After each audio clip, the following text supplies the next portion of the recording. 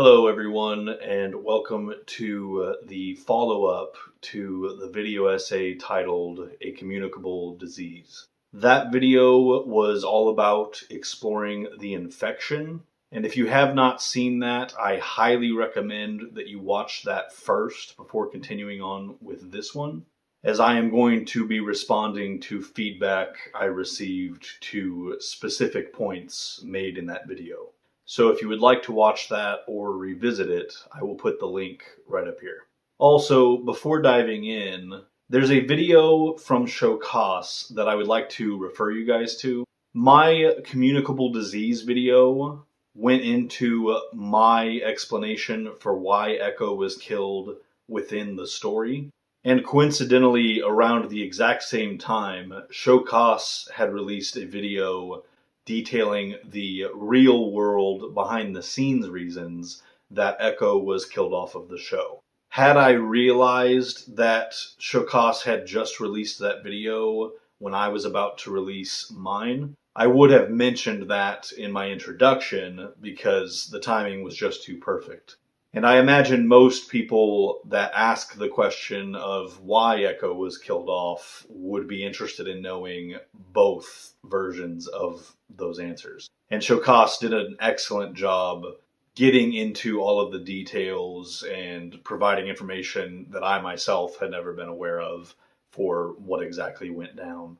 So yeah, I will include a link to that video in the description, and I'll also put one right here. Now, getting into the subject of this video, the very first thing that I want to address is the subject of the procedure, if you will, that Dogen put Sayid through. In the last few videos, we've talked about why ash, that is, volcanic ash specifically, might affect Smokey the way it does. So it makes sense that exposure to this ash might prove an effective way to test if part of the monster is residing in a person. But what about the electrocution? Wouldn't any normal person react this way? The interpretation I find the most compelling is this. We only see Dogen crank the machine about 3 times. Just tell me what you want.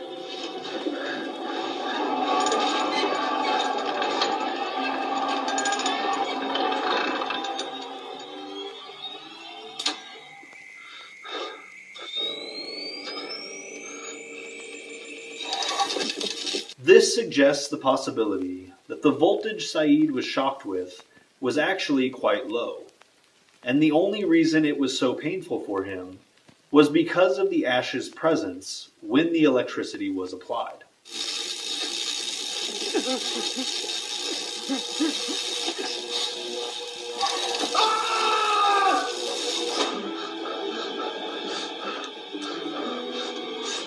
Why?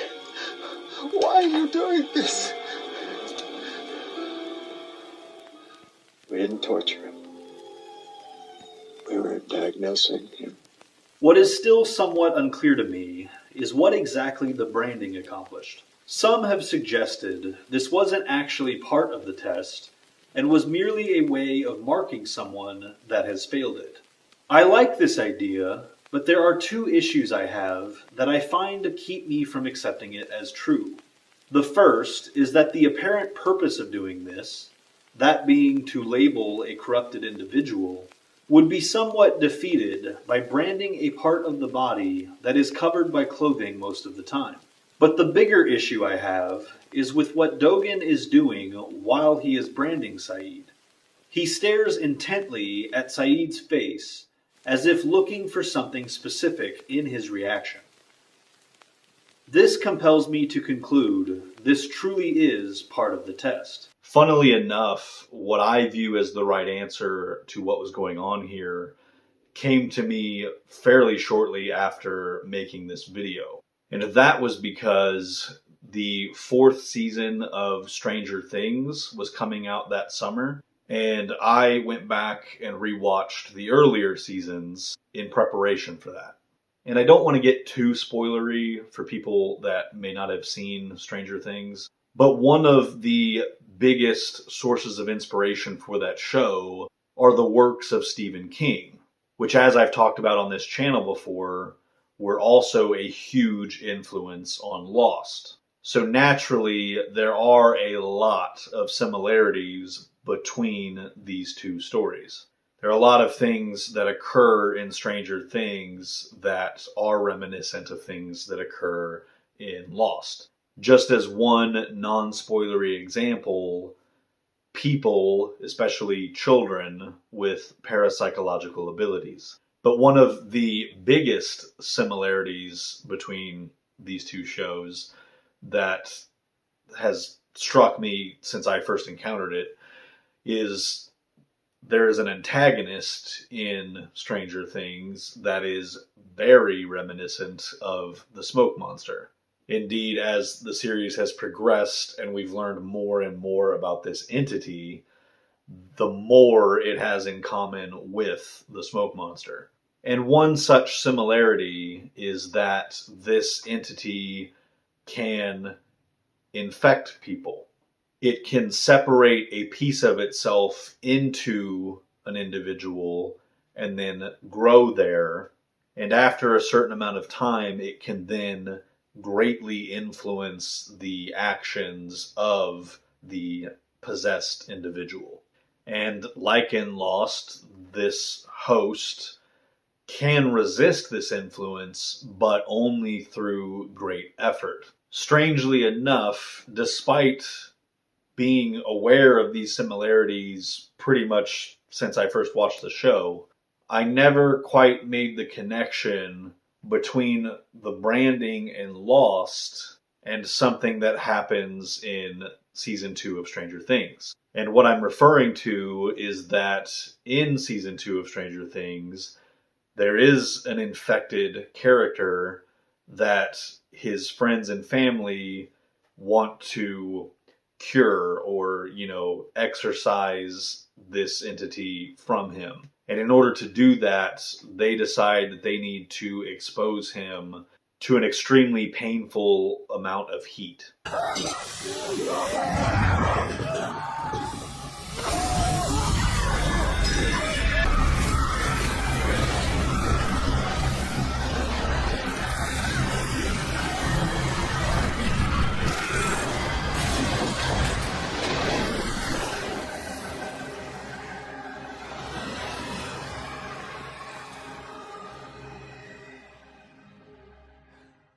And so rewatching that sequence after having recently made this video on the infection, it finally clicked for me what I think Dogen was trying to accomplish in that scene.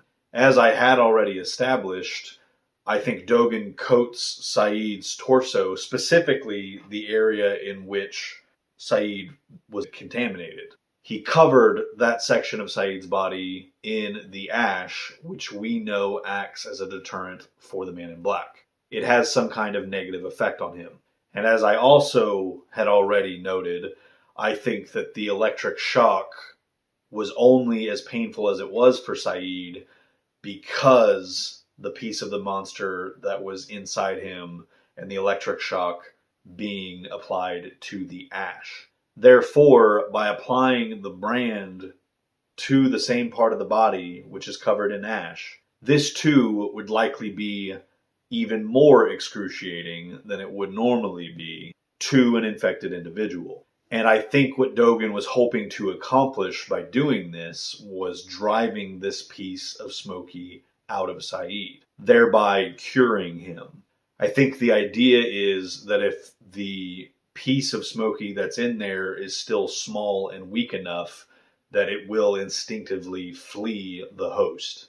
If, on the other hand, it has already grown beyond a certain point, it will remain in there despite this pain, which is obviously what I think happened in Sayid's case. Now, I was not the only person to reach this conclusion. There actually was a user named Justin Mulally who commented this last year. Perhaps the branding of Sayid was an attempt to burn the infection out, and he was watching intently for a sign of the infection leaving the body, maybe in the form of black smoke. And yeah, as I told Justin when he commented that, I think he is 100% right. I think that that is absolutely what Dogen is trying to accomplish in that scene. And in my opinion, that is a mystery solved. Now let's look at Claire. Like Sayid, she too has a near-death experience when the house she's in is completely destroyed in a devastating explosion. And yet, once Sawyer finds her in the debris, we see that she only has a minor head wound. Over the next day and a half, she mentions multiple times that she's not feeling quite right, even going so far as to casually mention that she was seeing things at some point. You okay? Yeah, just a bit woozy. How's your head? It's better. Bit of a headache, but at least I'm not seeing things anymore. Next, I want to address a comment from Shokas, in which he said, "One thing I find interesting is Miles sensing something off after those incidents with Sayid and Claire. In 409, Claire responds that she's alright, saying, yeah, a bit wobbly, but I'll live. And Miles says, well, I wouldn't be too sure about that. And in the next episode is given a restraining order. In season 6, Miles looks suspiciously at Sayid when he's about to get water, when Sayid says he feels a little bit lightheaded. It seems like both of them are either on the brink of death or are partly dead / connected to the monster. So with the slight caveat that I do think Miles's line about, well, I wouldn't be too sure about that, I think that line in the context of that moment, I think that he's referring to the fact that the mercenaries are there and it seems like they're all about to die. But aside from that, I do agree with Shokas. I think that in the next episode, when Miles, Sawyer, and Claire are heading back to the beach camp, I do think that the interest Miles shows in Claire may be related to the fact that he senses something is off about her. And I 100% agree that in season 6, Miles senses something is off with Sayid. Even before Sayid wakes back up, when he's laying there and everybody thinks that he's dead, Miles obviously senses that something's different between Sayid laying there and what he typically experiences when he's with a dead person. This next comment comes from Engine CD, who says, "This made me eager to know what the Man in Black's intentions with Jack were in the White Rabbit episode, when he leads him to the water in the caves. And what about trying to lure Jack over the edge of the cliff? That would definitely put him in a near, if not definitively, dead state." So I kind of talked about this in the follow-up to State of Mind, which I just did a couple weeks ago. So I'll try not to get all the way back into this, but there are specific things that I think I could clarify here as it relates to this video and to what Engine just said. So my interpretation of what Jack goes through in the White Rabbit episode is as follows. When the Man in Black causes Jack to nearly fall off the cliff, I think at this point, all the Man in Black was trying to do was take advantage of the opportunity to get a candidate killed. But what happens immediately after this is Locke saves Jack, and then they have what becomes a show-defining, character-defining conversation. And in that conversation, Locke is basically setting Jack on the path to becoming the leader of the 815ers. And yet, on another level, this conversation has the seeds of what would eventually grow into a huge ideological conflict between these two characters. So on the one hand, this conversation is establishing that both Jack and Locke likely will become prominent leader figures within this community, and it's being established that they will likely butt heads in the future. And so I think this is where the Man in Black's plan changes somewhat. I think in that moment, he no longer wants Jack dead in the immediate future. I think he sees potential in this dynamic and in this relationship for him to milk conflict in which people might get killed. And that's why I think at this point, the one last time that Jack encounters the Christian apparition, it is when he's being led to the caves. And I absolutely believe that water had nothing to do with it. I think the man in black led Jack there so that he could find the empty coffin. As I talked about in the last video that I just released, I think that the man in black wanted Jack to find the empty coffin so that it would later give credence to the idea that the apparition Jack encountered may have actually been real. And as I talked about last time, I think the man in black did in fact eventually capitalize on that by telling Locke to tell Jack that his father says hello. If the man in black hadn't done that, if he hadn't said that to Locke, then Jack would not have become convinced that he needed to come back to the island. That is the thing that Locke says that gets Jack to start buying plane tickets. And that is the thing that gets him trying to convince the rest of the Oceanic Six to go back to the island. All of which the man in black wanted to happen because in his mind, he thinks that these candidates, when they come back, end up in the 70s and end up getting killed by the Jughead detonation. This means, in the man in black's mind, that once he gets these candidates to return, he is automatically eliminating them by causing them to end up back in the 70s. At which point, all he really has to do is kill Jacob and maybe Son, at which point he's basically home free. Now that we've gone over the symptoms of this sickness and the required conditions for its transmission, let's explore some potential examples that may have escaped our notice. The signs we're looking for are a near-death experience, followed shortly by an encounter with the man in black, then a fairly quick recovery, and finally a change in behavior, particularly an increased disposition towards violence. So leading up to this video, there was a user named JewelTom10630 who kept asking me if I thought that Kimi and his team were infected. And I kept promising them that I would address that in this video. Unfortunately, I forgot to address Kimi and his team when I wrote the script. And when I was in the process of editing that last section where I talk about potential cases in which people had been infected, that section was already pretty long. So I decided not to go back and add that in. And so naturally, JewelTom10630 asked, what about the theory that Kimi could have been infected? And so finally, in this video, I will finally address that. The reason that this is such an interesting question to consider is because the man in black certainly had the motive and the opportunity to infect this team. And given Kimi's increasingly aggressive behavior, specifically when he returns to the freighter, it does seem to fit. And indeed, if people want to have that interpretation, I wouldn't argue with them that they're wrong. That said, I do lean slightly towards the interpretation that this did not happen and that it was not necessary for the man in black to do this. My reasoning for that is largely rooted in the type of person that Kimi was prior to the point that he would have become infected.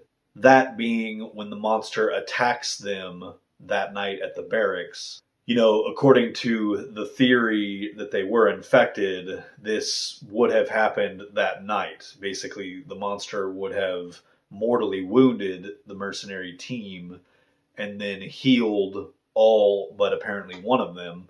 And in that process, he would have infected them. But prior to that happening, we watch Kimi gun down an innocent 16-year-old girl. And obviously Ben alludes to atrocities that Kimi must have committed in the past. So with those things in mind, I think everything Kimi does after this point is perfectly within character and doesn't need an infection or a dark influence to explain.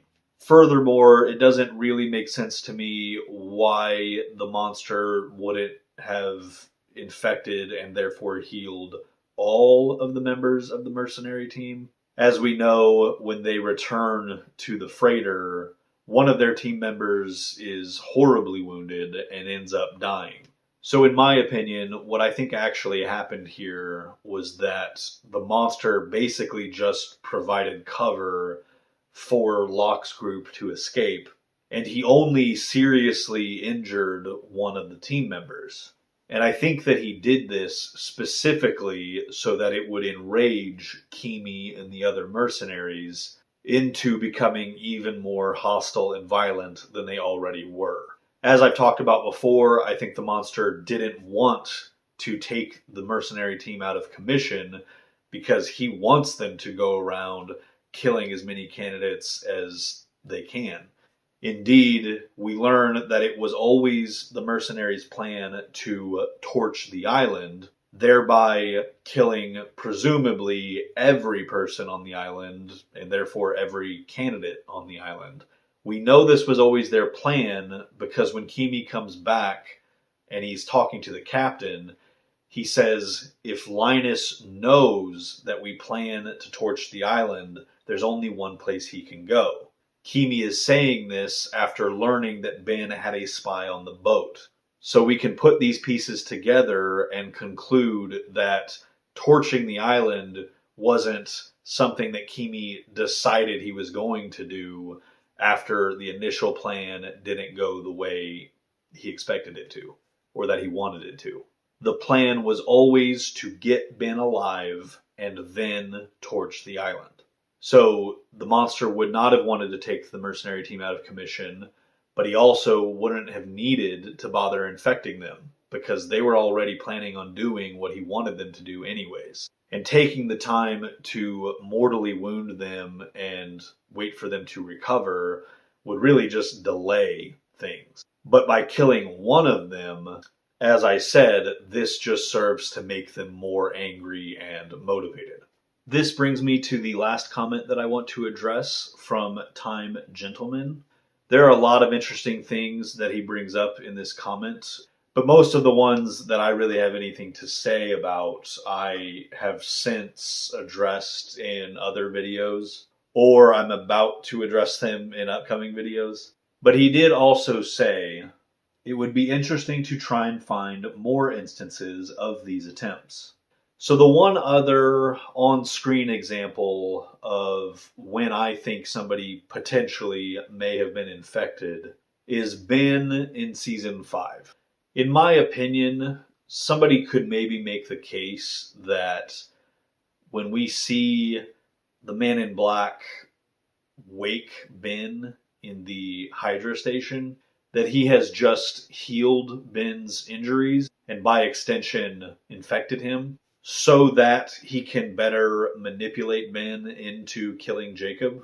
Now, the one thing that I kind of like about that idea is that it would give more weight to the way Jacob touches Ben when Ben murders him. When you watch the Season 5 finale, you spend the whole episode seeing Jacob go around making physical contact with all of these main characters. And then the last time we see Jacob, he once again makes physical contact with one of our main characters, this time being Ben. And so I was always disappointed that that never really ended up coming into play in a significant way in the final season. But if you do have the interpretation that Ben was infected in Season 5 and that Jacob's last act before dying is to cleanse this man who has just killed him of his sins, I do kind of like that idea. However, I do have many more issues with this idea. Firstly, I think it's a bit of a stretch that Sun hitting Ben over the head with the oar could have done enough damage to bring Ben to the brink of death, which I have to reiterate, I think is an absolutely necessary condition of the Man in Black being able to infect people. The other big issue I have with this idea, though, is that I think it would really take away from both Ben's arc and how perfectly written the Man in Black's manipulation of Ben is. Just like with the mercenary team, I think that Ben's actions make such perfect sense on their own that you really don't need the infection or some kind of influence to explain them. The thing about Ben's character is that every awful thing that he has done up to the point when Ajira 316 crashes on the island, he has justified by telling himself that he's done it for the island and for Jacob. Now, I think it's pretty clear that that's not really true, that a lot of what he has done has been in his own self-interest. But I do think that's what he tells himself. I think that that's the excuse that he gives himself. But what the Man in Black does with him and all the ways that he manipulates Ben and his insecurities over being banished and over never being important enough to actually meet Jacob, never feeling worthy of Jacob's attention despite all that Ben has lost for this man. The Man in Black beautifully manipulates Ben using these things, and he does so in order to get Ben to turn on the very thing that he's always pointed to as his reason for doing what he does. And so not only is killing Jacob awful because, he's murdering a person, but it's awful in this whole other way for Ben because he is essentially at the same time saying that every other awful thing that he's done before this was for nothing. There is no justification for the awful things he's done. And that's why Ben's so shell-shocked going into the beginning of season 6. And then when he finds out that, he's been tricked by this thing that's pretending to be Locke, that basically he was conned and manipulated the way that he has so masterfully manipulated other people all these years. Basically, to have that done to him, the thing that he's done to so many people, and to have it done in such a way that it has gotten him to betray the one thing that he always believed in, that's what shakes Ben down to his very core. And that's what precipitates his redemption arc. It finally gets him to self-reflect on everything that he's done and the choices that he's made. And yeah, in the end, I think that's what leads to his redemption. So I think all of that is what gets undermined and, it becomes a little less poetic if we take away some of Ben's agency and responsibility by saying that he was infected. But okay, I think that's everything that I have for this video. The next video you should be seeing will be a follow-up to my Clouded Judgement video essay. So if you would like to go ahead and watch or revisit that in preparation for the follow-up, I will include a link to that here and in the description.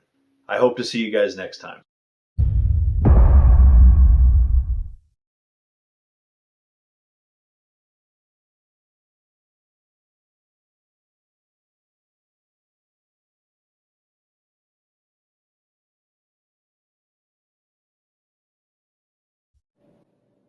Oh, you're still here. Hopefully that means you enjoyed this video. If so, please consider sticking around and being a constant for this channel by clicking right up here to subscribe. And don't forget to hit the bell icon if you would like to be notified when more videos like this one arrive. In the meantime, feel free to check out previous content from this channel by clicking here or here. Oh no. Please subscribe.